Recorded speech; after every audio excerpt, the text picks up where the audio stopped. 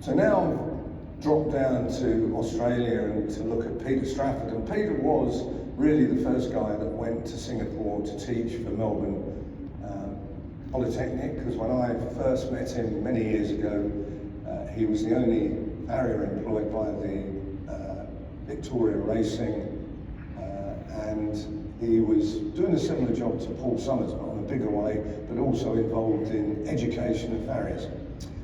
But his great love was the Clydesdale, and the Australians say that the Clydesdale is the horse that built Australia, because they were imported in the tens of thousands from Scotland, and he had a love of them. And if you see in the distance, just off to the plumed head, there is a young Clydesdale there being ridden by one of Peter's apprentices, and that went on to be the champion Clydesdale in Australia. So Peter was very proud of that. He owned all three of these horses.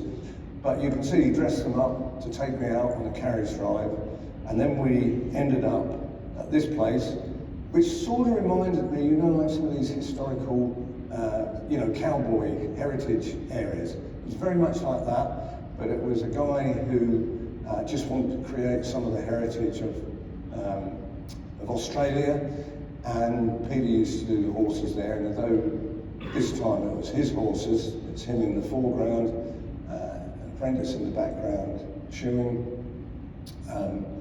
and he's actually shoeing that young Clyde that you saw, which now we're a lot closer, doesn't look quite so small.